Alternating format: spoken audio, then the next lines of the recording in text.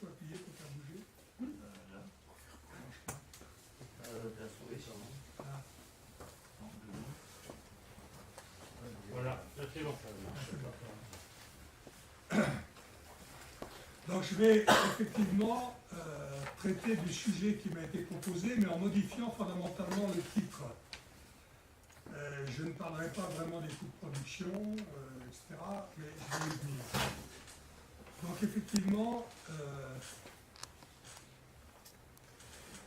deux surprises en place d'introduction. Quand j'ai répondu à Jacques, qui me sollicitait pour traiter cette question en traînant un peu, moi je traînais un peu les pieds parce que c'est pas tout à fait ma spécialité. J'aime bien traiter les questions de microéconomie, de technico-économique, mais c'est un peu loin par rapport à mes activités antérieures. Mais j'ai plongé quand même. Et deux surprises que je livre à titre d'introduction, qui renvoient à des débats qu'on aura tout à l'heure. Je percevais le bio, j'ai traité des données bio, notamment sur l'élevage, qui a été le sujet sur lequel j'ai le plus travaillé dans mes activités professionnelles. Le bio est un ensemble beaucoup plus divers qu'on ne le pressent quand on discute du bio dans les cercles assez généraux. Dans la FNAP, c'est sans doute moins vrai, mais la perception publique, c'est que le bio est un ensemble, mais moins divers qu'il ne l'est en réalité. J'expliquerai pourquoi tout à l'heure. Le bio se développe, mais pèse encore peu du point de vue économique, alors qu'il pèse bien davantage dans les tests. C'est trop fort. Pardon. Oui. Le bio est très présent dans les têtes publiques, dans les citoyens, il renvoie à ce qu'on va évoquer tout à l'heure, ou ce qu'on a déjà évoqué sur la nouvelle perception des problèmes d'alimentation en lien avec la santé, l'environnement, etc. Le bio est majoritairement dans cette perception des questions nouvelles par rapport à l'alimentation, mais il n'est pas encore très très puissant du point de vue économique. Trois remarques de départ. Bon, le texte pour parler d'humanité, on l'a évoqué tout à l'heure, moi je me limite à la France. Le texte parlait de coûts de production, je ne parlerai pas de coûts de production parce qu'en agriculture c'est toujours difficile, par contre je parlerai de productivité, de revenus, etc. Et je parlerai du bio en tant que mode de production, ses acteurs et ses produits. Le bio, on peut en parler en tant que tel autour de ces trois notions de producteurs, de produits et d'acteurs. Alors quand on parle d'agroécologie, c'est difficile de dire que l'agroécologie va nourrir le monde. L'agroécologie, elle nourrit personne. C'est les agriculteurs qui utilisent l'agroécologie qui nourrissent. Mon plan, donc quelques informations. Deuxièmement, le bio, qui sera le point principal, le bio est-il rémunérateur pour les producteurs? À l'aval, juste prix ou rente? Et le bio en tant que par rapport à d'autres systèmes voisins et les biens publics. Quelques informations. Donc, on vient effectivement de parler, donc je vais passer très vite, sur les évolutions très importantes qui ont été présentées dans les débats précédents, notamment à partir du représentant de la FNAP, dont j'ai oublié le prénom. Félix Lepers. Effectivement, là, il y a, en plus de l'évolution rapide, je mets quelques chiffres là, le nombre d'exploitations plus 14, la SAU plus 13, le nombre d'intermédiaires 17, et la part des achats a augmenté de près de 22% entre 1916 et 1917. Donc on est effectivement sur des rythmes très importants, mais ce qu'il faut noter en même temps, c'est qu'en plus de ce mouvement d'accélération, il y a tout ce qui a été évoqué autour de ce qui se passe du point de vue institutionnel, du point de vue de ce changement d'échelle, des lieux de pouvoir, etc. Donc on est à la fois dans un changement, une accélération de la croissance du bio, mais aussi dans un changement de contexte du bio au sein des institutions. Donc effectivement, on a toutes ces évolutions sur lesquelles je vais passer très vite. La question, c'est que même si on augmente de 22% par an au niveau de la part de la consommation des ménages, bon, à côté, il faut rajouter les cantines, la restauration, où là, la bio augmente également rapidement, je n'ai pas les chiffres ici, mais il faut déduire effectivement la partie importée de la bio consommée en France. Donc on est à 3,5% de la consommation des ménages, ce qui est peu, ce qui est très peu. Et même si ça augmente de 20% par an, on n'est pas encore à 10%, à 20%. Donc, ça qu'il faut avoir en tête, Et c'est pour ça que ce qui se passe dans les têtes est important, parce que j'en dirai deux mots tout à l'heure à propos de la distribution. Il y a effectivement une forte attente du côté des consommateurs sur la bio. Donc je passe très vite. Donc j'arrive à mon deuxième point. Le bio est-il rémunérateur pour les producteurs? Alors là, on bute sur un manque de données extrêmement important, y compris par exemple dans le document de presse de l'agence bio, données presse chiffrées, il n'y a aucune donnée économique. Et donc j'ai collecté un certain nombre de données que je vais utiliser, et les trois systèmes de production, les trois orientations de production pour lesquelles on a des données utilisables, mais encore très fragiles, c'est la viticulture, qui représente 24% des exploitations en bio, le maraîchage de plein air qui en représente 4%, et les bovins laits qui en représentent 16%. Sur ces trois orientations de production, on a des données à peu près significatives, mais qui sont quand même très fragiles. Pourcent des bio dans l'orientation, dont 6% des bio-vitis, il y a 6% des bio-vitis dans les bio-totaux, 11% en maraîchage et 3% en lait. Alors, la partie droite du tableau rentre rapidement dans des données de revenus, excédent brut bio sur excédent brut conventionnel par hectare. L'excédent brut, ça veut dire que les amortissements ne sont pas déduits, etc. On n'est encore pas tout de suite au revenu. Donc les viticulteurs ont un excédent brut supérieur de 72% au conventionnel, les maraîchers de 32% et les bovins laits de 29%.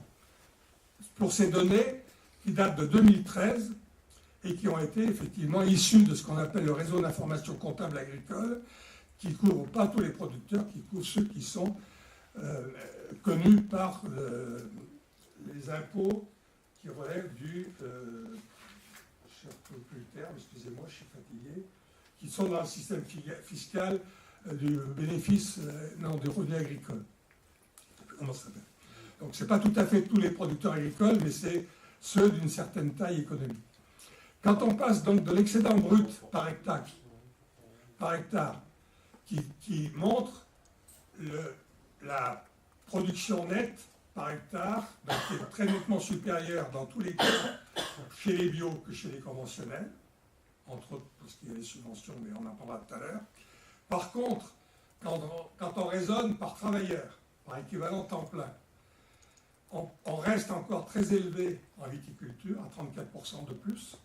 Par contre, en maraîchage, on plonge, parce que notamment, beaucoup de maraîchers sont en vente directe et pas toujours dans des méthodes aussi bien organisées que tout à l'heure, avec des circuits courts qu'il faut alimenter, transporter pour alimenter la MAP, etc.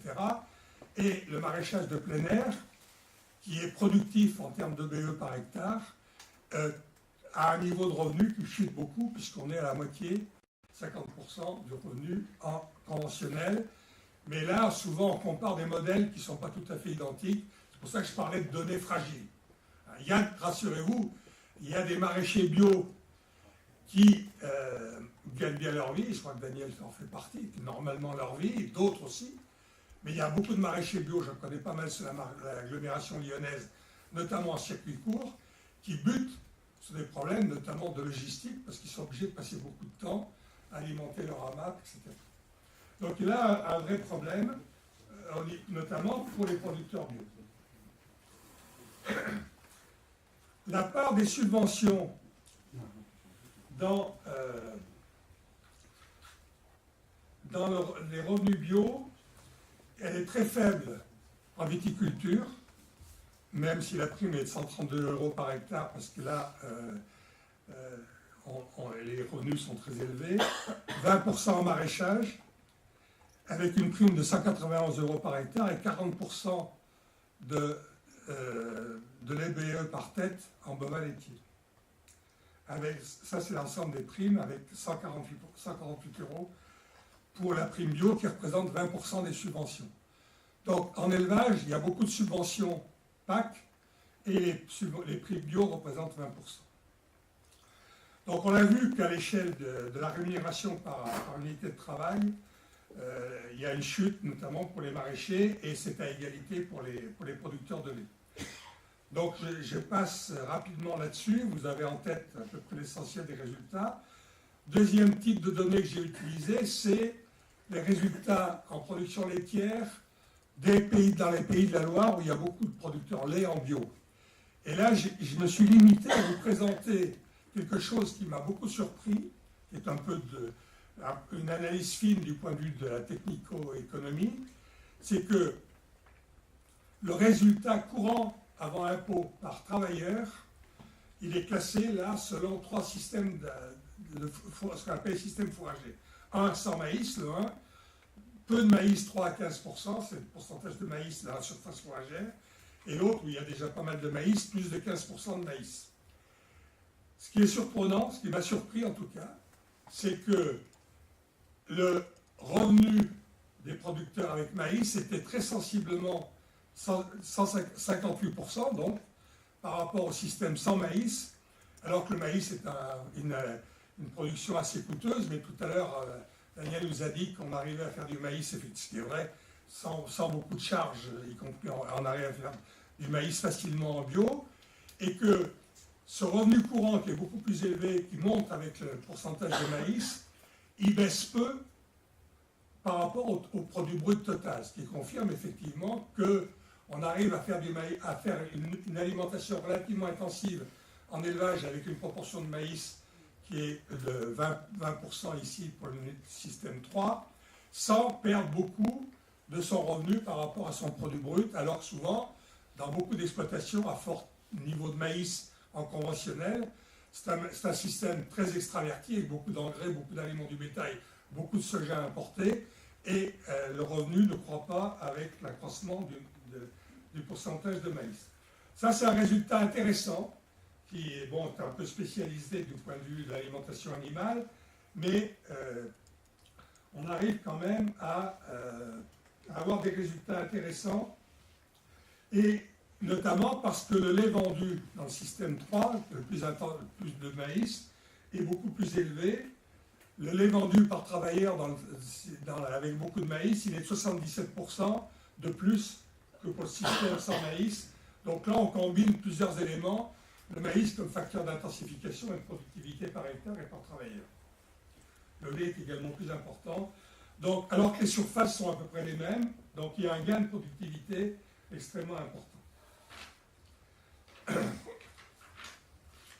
L'autre donnée que j'ai utilisée, c'est celle de l'Institut de l'élevage, où là, il y a une comparaison systématique entre producteurs de lait bio et conventionnels pour les spécialiser en lait, en montagne et en plaine. On a, je passe très vite sur ces chiffres, les spécialisés en plaine vendent 60% de lait en moins que les conventionnels, et en montagne également près de 70% par travailleur. Ce qui permet d'aboutir quand même, malgré tout, en plaine à un revenu par travailleur supérieur en bio de 40%, grâce au prix et grâce aux primes, alors qu'en montagne, il n'y a pas d'écart de revenus entre les bio et les non-bio, parce que là, on est souvent en appellation contrôlée, notamment en comté ou autres fromages, et l'effet comté réduit un peu l'effet prix du bio.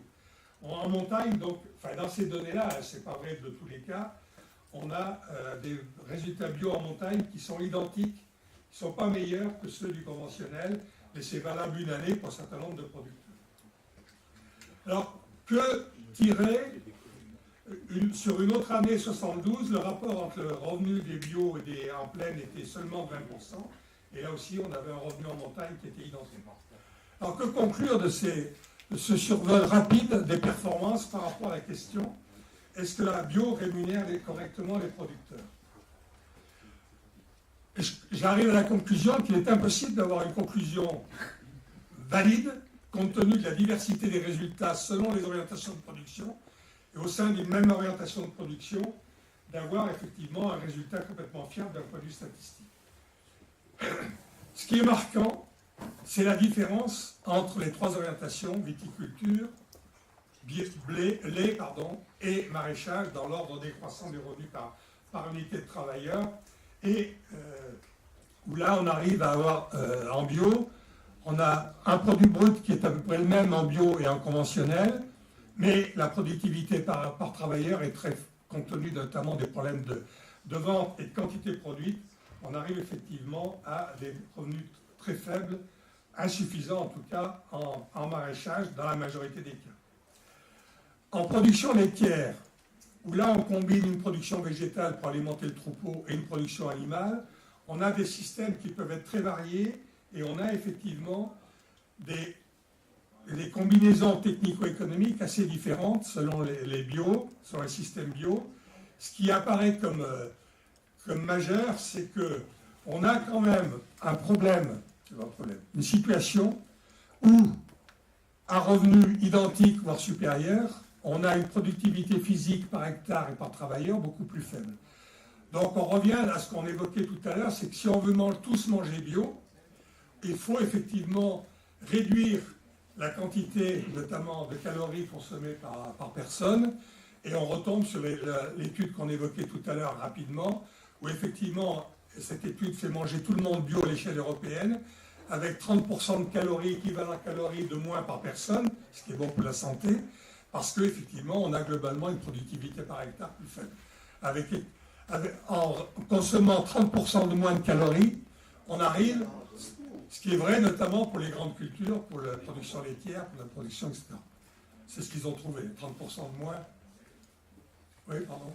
La plupart des productions agricoles allant aux animaux, il suffit de manger moins. Oui. On peut quand même. On compense. Calories, non, mais là, on était à 30% de calories en moins dans les résultats. Mais on arrive à manger assez parce qu'effectivement, mangeant moins de viande, on réserve beaucoup plus de céréales à l'alimentation humaine. Donc la bio mobilise plus de facteurs, travail et terre pour un même volume de production, mais on peut également manger différemment. Cette dispersion des résultats courants en matière agricole renvoie à des éléments de situation de chaque unité de production, c'est-à-dire qu'en bio, il y a une dimension chef d'exploitation, enfin collectif de travail qui devient effectivement très importante. Donc effectivement, beaucoup d'incertitudes sur, notamment quand il s'agit de conversion, pour effectivement être assuré d'un revenu satisfaisant dans beaucoup de productions, dans beaucoup de situations. Donc à la question, le bio est-il rémunérateur? On ne peut pas répondre de façon systématique. On sait que dans certaines productions et dans des bonnes conditions, dans d'autres productions, y compris en maraîchage, on peut avoir une production rémunératrice, mais c'est hélas pas systématique et il n'y a pas de réponse univoque. Deux mots maintenant sur l'autre volet de la contribution de la question économique, sur les circuits de distribution et les prix à la consommation. André, tu peux me passer mon sac qui est à tes pieds, là, je prenne de l'eau. Ouais. De l'eau, de la toile.